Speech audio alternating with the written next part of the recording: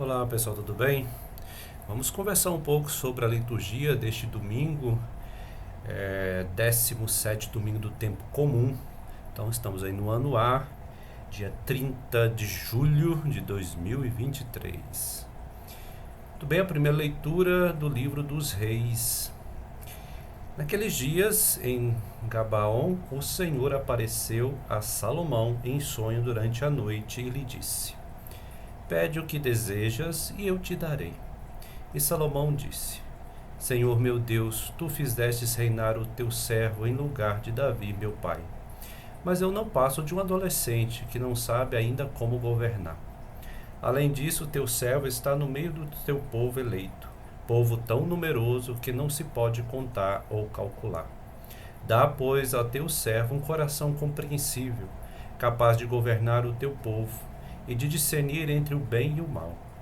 Do contrário, quem poderá governar este teu povo tão numeroso? Esta oração de Salomão agradou ao Senhor.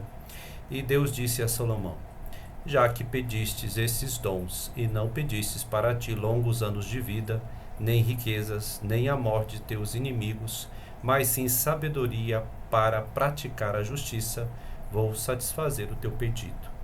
Dou-te um coração sábio e inteligente, como nunca houve outro igual antes de ti, nem haverá depois de ti. Palavra do Senhor, graças a Deus.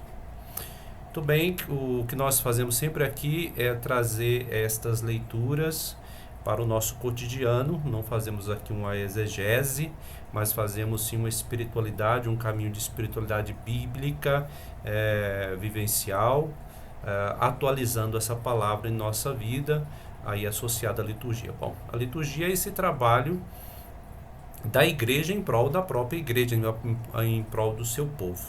É muito interessante aqui o elogio à sabedoria de Salomão, porque ele não pede nada para si. Aqui nós lembramos tantas outras passagens que nós encontramos na própria Bíblia, desta oração, né? Mas aqui essa figura de Salomão como este homem sábio. É claro, se a gente for fazer uma exegese, um estudo bíblico aprofundado, né, se a gente fosse simplesmente fazer uma análise crítica desse texto, o seu contexto, aí a gente ia perceber muitas outras nuances, muitos outros sentidos, e talvez a gente até ia questionar a figura de Salomão aqui no contexto mais amplo, né? Mas o que nós temos aqui hoje é justamente essa sabedoria que é em prol, pedir a Deus em prol do seu povo, né? Percebe que era para bem governar, para bem ajudar esse povo tão numeroso. Então me dá sabedoria porque, olha, eu sou muito jovem, né? Não sei quase nada. E Deus faz, o texto diz, né? Deus faz esse elogio no sentido que, olha, já que não pedistes, né? Então te darei, não pediste nem riqueza, nem nada, né? Vou te conceder o que? Um coração sábio e inteligente, que nunca houve outro. Esta oração agradou a Deus. Então a gente pode perguntar assim, o que pode agradar, né? Ou, vamos dizer assim, aqui a gente toma um certo cuidado, porque a gente não pode pensar simplesmente como agrada um pai sanguíneo, né? Mas é como que nós adentramos neste mesmo caminho proposto por Deus à humanidade e depois revelada plenamente em Jesus Cristo. Como que nós nos adentramos neste caminho, né? Como que nos tornamos discípulos do Senhor, discípulas do Senhor. Essa toda é a função, né, da igreja, ir pelo mundo inteiro fazer discípulos meus. Discípulos meus sempre vem associado a uma missão, e aqui está a missão de Salomão, né? Governar o seu povo. Vamos ficar com isso na cabeça, tá? Governar o seu povo. Como batizados, o que nós pedimos ao Senhor? Segunda leitura da carta de Paulo aos Romanos. Irmãos, sabemos que tudo contribui para o bem daqueles que amam a Deus, daqueles que são chamados para a salvação, de acordo com o projeto de Deus. pois aqueles que Deus contemplou com seu amor desde sempre, a esses ele predestinou a serem conformes à imagem de seu Filho, para que este seja o primogênito numa multidão de irmãos. E aqueles que Deus predestinou também os chamou, e os que chamou também os tornou justos, e os que tornou justos também os glorificou. Palavra do Senhor, graças a Deus. Tudo contribui para o bem daqueles que amam a Deus. Então, tudo o que acontece, tudo o que na vida é nos posto, para os filhos de Deus pode ser sim motivo ou possibilidade de crescimento no próprio caminho de Deus. Aqueles que são obedientes, ou traduzindo, sabem ouvir a voz do Senhor, verão os sinais dos tempos, são capazes de interpretar e encontrar a melhor resposta para isto. Então, tudo isto está nos planos de Deus. Nós somos constituídos como imagem, estamos neste processo de tornar-nos semelhante a Deus, neste caminho de Jesus Cristo até a ressurreição definitiva. Então, nos predestinou para esse caminho, né? Nos preparou para isto. Ou seja, nos lançou nesse caminho. E nós falamos o quê? Respondemos o quê? Sim, é isso que nós queremos, é isso que nós estamos indo. Então, por graça de Deus, então, tudo pode sim contribuir para este amadurecimento. É um tema bem complicado para nós, porque muitas vezes a gente não entende por que acontecem tantas coisas na nossa vida, né? Seja acontecimentos externos ou internos, os dois ao mesmo tempo, um afeta o outro, situações às vezes difíceis, desafios na missão, na comunidade, como amadurecer junto à comunidade, ou como guiar uma comunidade, como saber governar como convém, os embates, né, as críticas, as chamadas de atenção que todos nós merecemos, né, também. Tudo isso junto e misturado pode ser possibilidade de crescimento. Eu digo pode ser porque por vezes nós não aceitamos, né? Nós rejeitamos ou não entendemos, tomamos caminhos errados, mas se nós estivermos abertos, até mesmo no caminho que nós erramos, né? Não que vamos errar, mas erraremos. Mas se com isso eu aprendo, então este erro, vamos dizer assim, tornou, em vez de se tornar uma possibilidade de involução, se tornou possibilidade de amadurecimento. Ou seja, então mesmo quando desafios, lutas e também erros, a gente pode sim, por graça de Deus, ver em tudo isso a possibilidade de crescimento, né? É assim que a criança cresce, é assim que o adolescente cresce, e assim nós vamos crescendo pela vida toda, né? Não tem idade para isto. E quem é o primeiro dessa multidão, né? É o primogênito, o Filho de Deus, aquele que tudo fez à vontade de Deus, entregou sua vida e ressuscitou. Nós estamos neste processo de entregar a vida, né? Assim buscamos fazer, que nem sempre, né, fazemos, aí podemos aprender com tudo isso. E ele nos torna capazes, nos torna, ele por graça dele nos torna justos. O Evangelho é Mateus 13, 44, 52. Naquele tempo disse Jesus a seus discípulos: o reino dos céus é como um tesouro escondido no campo. Um homem encontra e o mantém escondido. Cheio de alegria, ele vai, vende todos os seus bens e compra aquele campo. O reino dos céus também é como um comprador que procura pérolas preciosas. Quando encontra uma pérola de grande valor, ele vai, vende todos os seus bens e compra aquela pérola. O reino dos céus ainda é como a rede lançada ao mar e que apanha peixes de todo tipo. Quando está cheia, os pescadores puxam a rede para a praia, sentam-se e recolhem os peixes bons em cestos e jogam fora os que não prestam. Assim acontecerá no fim dos tempos. Os anjos virão para separar os homens maus do que são justos e lançarão os maus na fornalha de fogo. E aí haverá choro e ranger de dentes. Compreendes tudo isto? Eles responderam, sim. Então Jesus acrescentou: assim, pois, todo mestre da lei que se torna discípulo do reino dos céus é como o pai de família que tira do seu tesouro coisas novas e velhas. Palavra da salvação, glória a vós, Senhor. Muito bem, aí aqui mais esse conjunto de parábolas. Muito bem, a primeira parábola do tesouro, né? Um tesouro escondido. Tem o primeiro tesouro, da pérola e depois da rede, né? Dos peixes. Bom, da onde que Jesus tirou tudo isso, né? Da sua vivência, né? Com as pessoas ali da Galileia, da região da Galileia, Mar da Galileia, pescadores.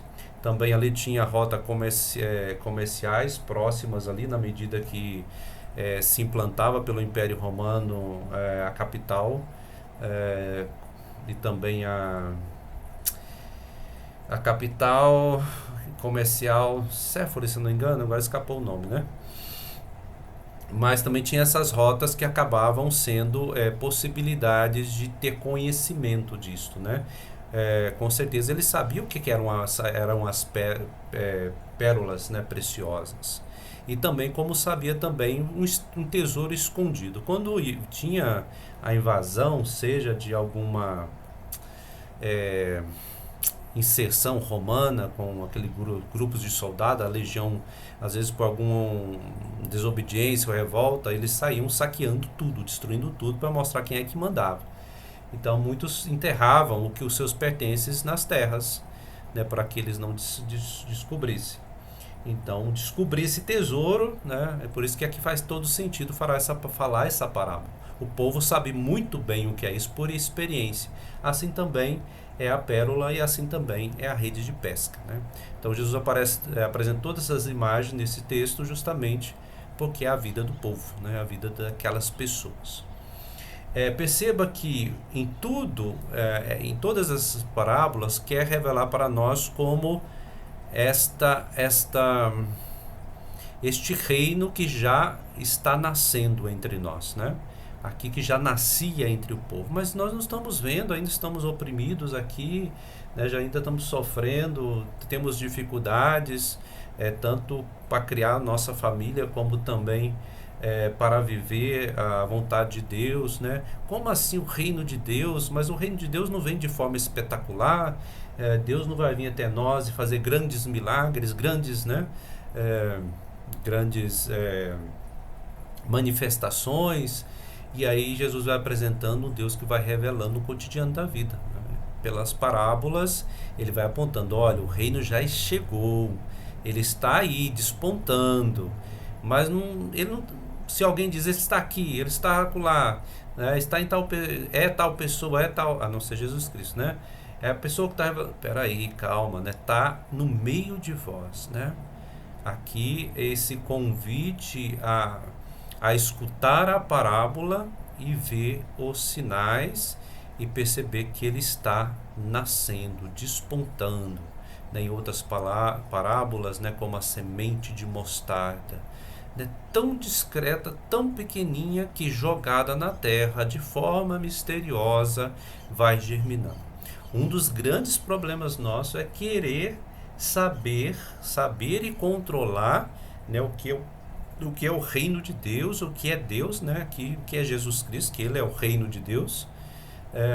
A gente querer saber, né, como se sabe uma doutrina só por decorar, né? Não, o reino de Deus acontece no dia a dia, não simplesmente porque eu sei, né, um saber racional simplesmente, né?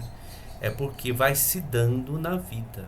E aí esse pedido de sabedoria que nós ouvimos na primeira leitura, dai-nos sabedoria, para quê? Para ver despontar este reino e sermos nós batizados como mensageiros. Aqui mensageiro não simplesmente dizer com a boca, né, mas dizer com a vida. Então dizer com a boca e a vida não há de separação, né, para os cristãos, não há separação. Um dos problemas que acontece é porque a gente quer decorar as coisas, a gente quer aprender só por doutrina. Se você fizer isto, né? Se você levantar tal hora, se você rezar tal coisa, se você fazer isto, sempre as receitas. É lógico que toda disciplina ela é bem-vinda, né? Se ela é bem dosada, ter o seu horário de oração, né? De acordo com a sua vida, viu?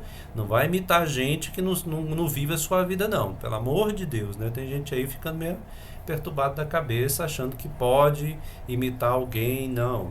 A gente tem que saber discernir, pedir a sabedoria para a gente viver, procurar viver o reino na nossa vida. Você é solteiro, você é casado, você é viúvo, você é religioso, você, né? Se eu sou um pai de família, não tem como eu ser, né, querer viver como monge. Isso não. Posso aprender com muitas coisas dos escritos dos monges, dos grandes mestres da espiritualidade? Podemos, né? Um momento de silêncio, um estilo de oração, porém viver igual a eles? Não, né? É outro estado de vida. Então essa sabedoria para discernir as coisas. E sempre buscando fazer o quê? A vontade de Deus, implantando o reino de Deus. Eu estava escutando esses dias para trás, né, nós estamos com uma espécie de loucura, né, religiosa, onde que nós estamos fazendo de Deus, né, como se a gente fosse o coach de Deus, né? Então eu tenho que dizer para ele o que ele precisa fazer. Isso é um absurdo, né? Isso totalmente fora de uma saúde psicológica, né? E isso está nas espiritualidades modernas, né? Como é que nós vamos descobrir esse tesouro? Como vamos descobrir essa riqueza que é o reino de Deus? Este é um processo de abertura a Deus. E não dizer o que Deus tem que fazer, né? E nem ficar querendo apreender Deus, querer dizer como Ele se manifesta, como Ele é. Isso é cair no pecado de Adão e Eva, né? Assim, nessa imagem, né, que nós temos, que é justamente querer ser Deus. Querer mandar em Deus é querer ser maior que Deus, né? Mas essa sabedoria para nos tornarmos discípulos e missionárias do Senhor. Bom, espero que tenha ajudado aí na meditação de vocês. Claro que cada um precisa ler. Não, olha, gente, por favor, né? É você que tem que ir atrás, tá? Se você já tem mais aí já crismou, né? Já passou, já entrou na vida adulta, então pare aí de ficar simplesmente ouvindo o Frei, ouvindo o Padre fulano na internet. É você que tem que fazer a meditação, né? Não podemos cair nessa preguiça, né, virtual que nós estamos tendo ultimamente, que eu deixo lá ligado e vou fazer minhas coisas, eu meditei a palavra. Você está mentindo, né? Vamos falar sério, né? Vamos parar com isso, né? É lógico, uma reflexão pode me ajudar, pode contribuir, mas se eu não paro e não olho essa palavra na minha vida, estou me enganando, né? Essa é a verdade. Muito bem, que Deus te ajude aí na sua participação litúrgica e vamos buscar essa sabedoria que somente Deus pode nos dar. Vamos dizer sim, Senhor, vem em socorro, Senhor, me dá a sabedoria que somente vem de sua graça, do seu Espírito. Até mais, com Deus. Bom domingo.